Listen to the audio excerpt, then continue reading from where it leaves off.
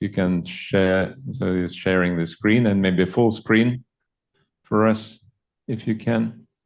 Let me see. Yeah, that's good. Yeah. Thank you. Okay. Thank you for the introduction. And I'm Darshan, and I have worked with most of you. I finished my PhD last year, and I had been working with Professor Granmo in my PhD, and yes, now I joined DNV as a senior researcher.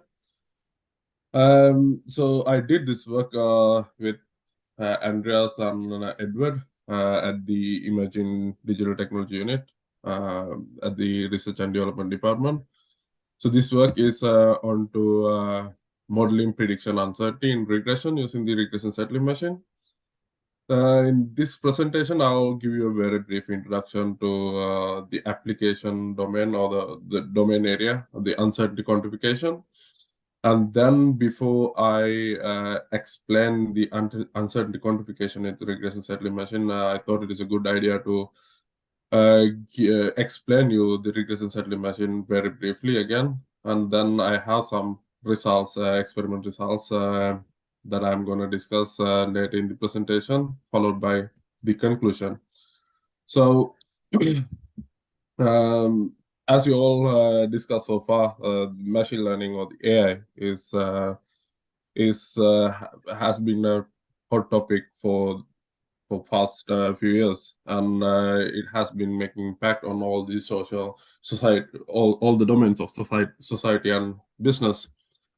And also, some of you already discussed how important the settling machine in this case, because of all the advantages it carries, interpretability and the low power consumption and all. But for us at DNV, what we value the most is like we provide trust-based services. So for us, the trust is kind of has a higher value in addition to the interpretability. So we need something more than the interpretability. So that's why we when we use AI, or at least in the research level, we try to quantify the uncertainty, not just like giving insight into how the prediction was made. So and then in that case, we are also interested in identifying not just like regular uncertainty. We want more deep into it. We want to identify aleatoric uncertainty and epistemic uncertainty separately. Aleatoric uncertainty means the randomness in data. So it is a inherent property of the data distribution, and it is irreducible. But there are some ways that we can estimate it, and then the epistemic uncertainty is the one that it occurs due to the inadequate knowledge by the modulars or the analyst or the experimentalist. There are some ways that to estimate this, especially with deep learning. For example, in classification tasks, you can just predict the probability distribution for each class in the classification pairs instead of just directly saying that this should be in this class. And in regression tasks, you can just estimate the mean and the variance. This into aleatoric uncertainty, and in epistemic uncertainty, you can learn the model parameters. I mean, the distribution of the model parameters. For example, in deep learning, you can say you learn the distribution of the weight values instead of learning the weight value directly. So there are some other ways to do this as well that we found in the literature review. Ensemble methods, and also the Gaussian process models that is like kind of popular into this area. But they also have some challenges, especially with training time and the data, the amount of data required in this case. But then I thought, okay, it is good that we try this with settling machine, because settling machine already have some solutions into these challenges. and also a really good alternative to deep learning. Yes, so this paper is about that, that how we estimate this aleatory constantly in regression task with the regression settling machine.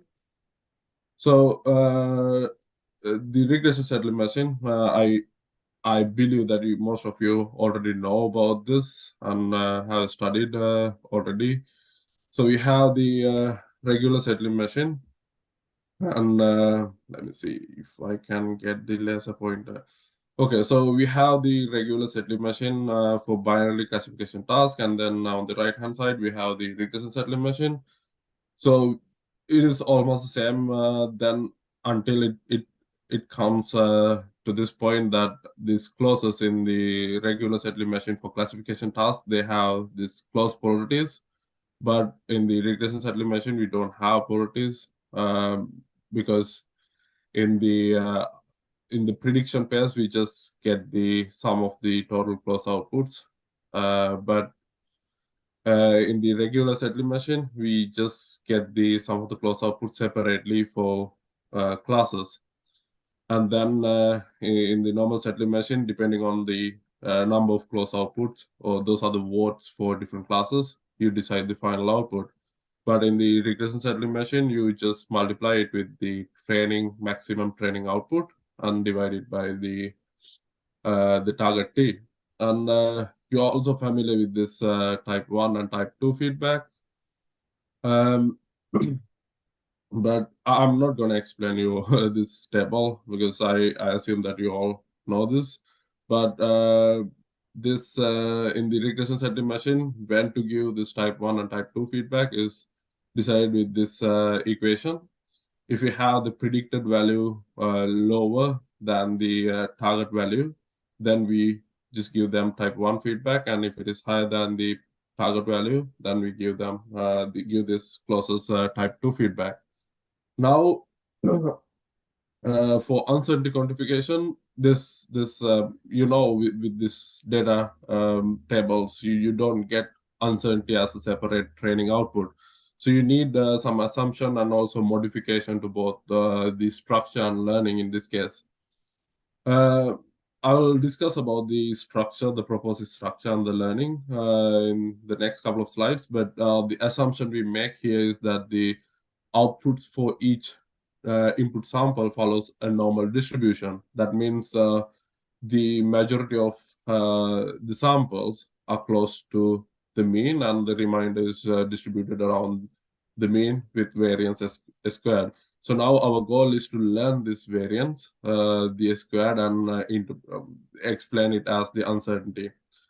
The proposed structure is this, that in this case you can also consider this as two separate regression settling machines, but in this case I took it as just one regression settling machine with two outputs, that it can predict two outputs, because then in that case I don't have to give the hyperparameters separately, just the same set of hyperparameters if I consider this as one structure. So the first structure is similar to what you saw previously, that it has clauses from 1 to T in this case. Previously you saw 1 to M, and then the same thing, that you just get the sum of the close outputs and map it to a value between 0 and the maximum Y, the maximum training output. And the same thing, like in the beginning, if you just consider that like this just initiated, the settling automata randomly initiated, and then when you just feed these features into the clauses, you can simply calculate the output before we go into learning. And the same thing you can do, but in this case, we include another hyperparameter. It is the maximum variance. So that is a hyperparameter. Now, in this case, you have to set it when you set the T and S and all the other hyperparameters. But this one is the maximum training output that we already have in the training data. So you can similarly calculate the variance now, but only in the learning phase. Now, just in the learning phase, you have to update these clauses and decide whether they get type 1 or type 2 feedback. It is easy in the first case that you have the target y value, the target output. You simply calculate the error or the difference if it is higher or lower.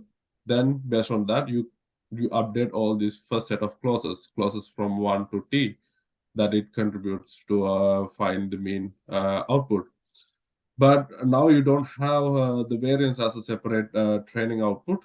So what you simply do is to uh, calculate the squared error and consider it as the variance in this case.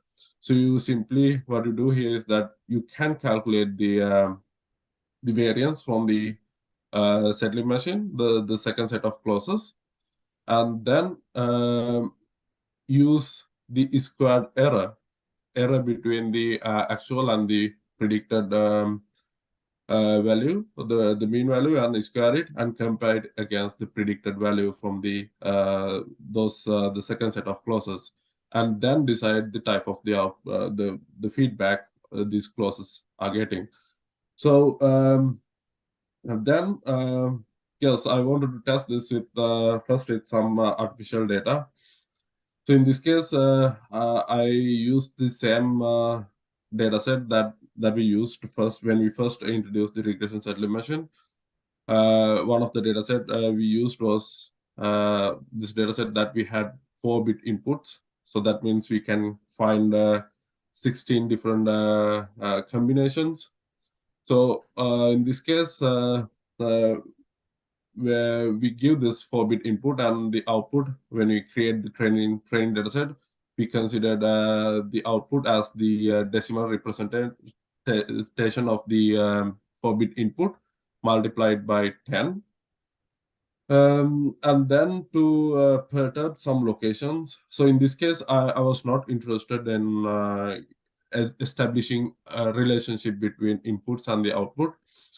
So I just wanted to see if I include some randomness, so the perturb some samples, if the settling machine can learn this. So what I just did was I selected some random samples and added some noises from the Gaussian distribution. For example, if I take this combination of input, then the decimal representation is 6, and then you multiply it by 10. So it is 60, but now in the new setting, the new data, 60 is just the mean output, but you add some noises from the Gaussian distribution with the selected standard deviation value. So how it behaves now, you can see when we increase the number of training samples. This is also that you can learn a little bit from this regression settling machine, how it learns patterns and how it start predicting the correct values. So you can see now when you have just one training sample, it predicts like, okay, this predicts the solid middle line is the mean predicted predicted mean, and then you have the outer and inner lines that it represent the confidence interval 95% and the 68%. So you can see when we increase the number of training samples, how it start learning the mean value or the mean prediction, but until it learns the reasonably well, then the variance remains constant, and then it start learning the variance quite okay. And then I increase the challenge by adding more features. In this case, 2 continuous features, x1 and x2, and also a nonlinear mapping between inputs and the output using this equation.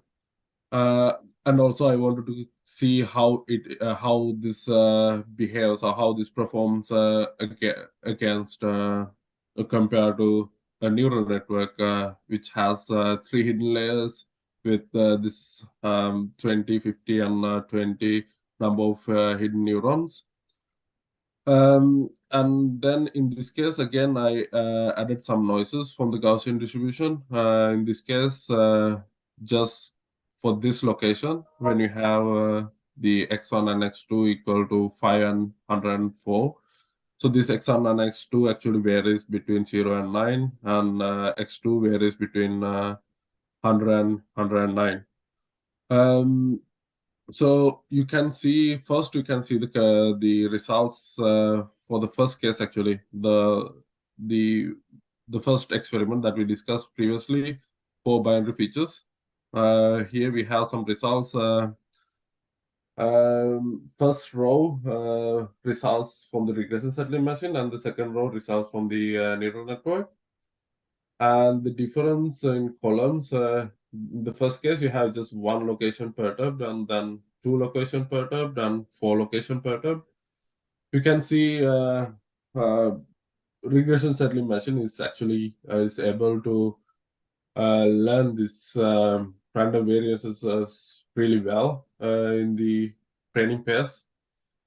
And the deep learning, or the neural network model in this case, gives or predicts a negative variance value. That's why it looks like a bit weird in this sketch.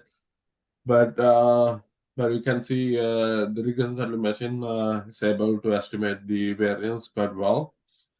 And in the case of 2 input features, so both neural network model and the deep learning model, the neural network model and the regression Tsetlin machine is able to learn the variance quite well. That you will see this is the 3D representation, and you can see this from x1 direction and x2 direction in column 1 and column 2. The only issue with the neural network model is that even though it learns the variance well, in this case, it learns the mean value wrong. That's why it is different from the regression Tsetlin machine case. And then I also have another set of data that it has a relationship between the input and the variance, because that is the way to go, that if you are to estimate the variance for unseen data, you need to learn this relationship between not just between the input and the mean output, also between the inputs and the variance. So I have these 2 experiments that in the first case, we just have a linear mapping of inputs and outputs. And the second case, we have a nonlinear mapping of inputs and outputs, but there is a relationship now between inputs and the variance.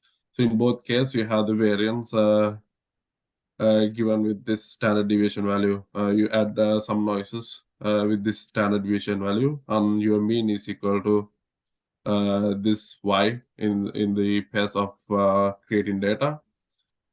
So this is how now these 2, the regression Tsetlin machine and the deep learning model behaves. You can see now, okay, the first row we have the regression Tsetlin machine performance, and the second row with the neural network. And the first column, the linear mapping of inputs and the mean output, and non-linear mapping of input and mean output.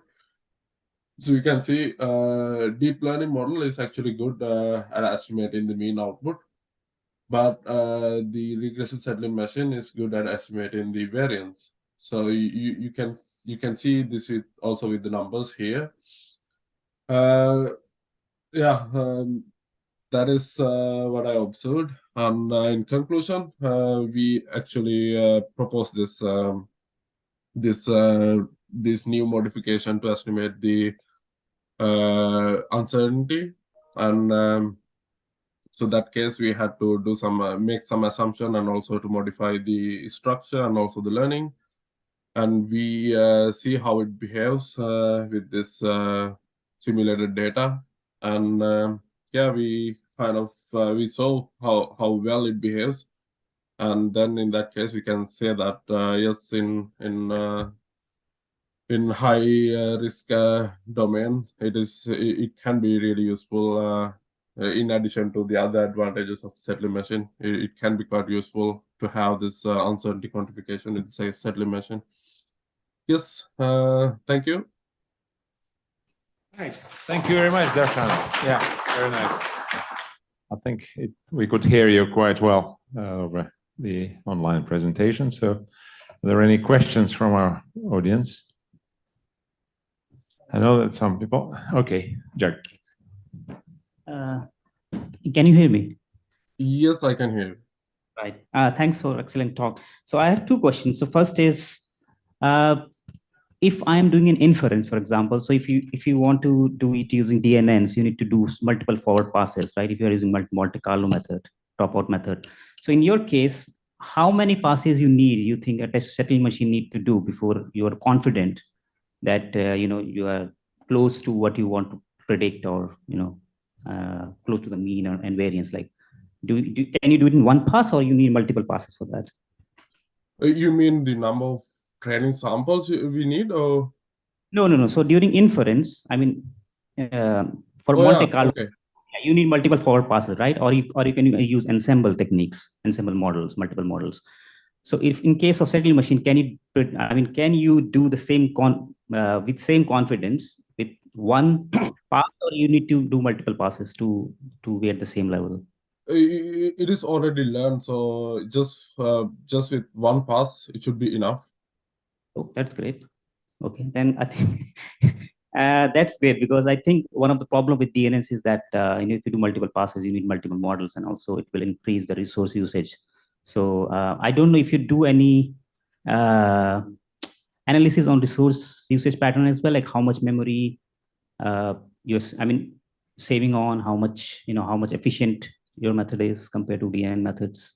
No, at this phase, just this analysis with the simulated data, but I didn't try to do or compare in terms of other analysis. I mean the other metrics. No. Okay, great. I think that is something we will be interested in. Thank you. Bit of good news for Tsetlin in terms of the efficiency of learning as little passes as possible, especially for regression. Yes, we want to be learning, squeezing as much as we can from the online data coming in. Right. Any other questions? Well, if there are no more questions, then Darshana, thank you very much. We hope to see you at our meetings still on Tsetlin, although you are now working for DNV, and well, happy working for DNV. So, and bringing Tsetlin machines into the reality. Yeah. Thank you. Thank you. Okay, so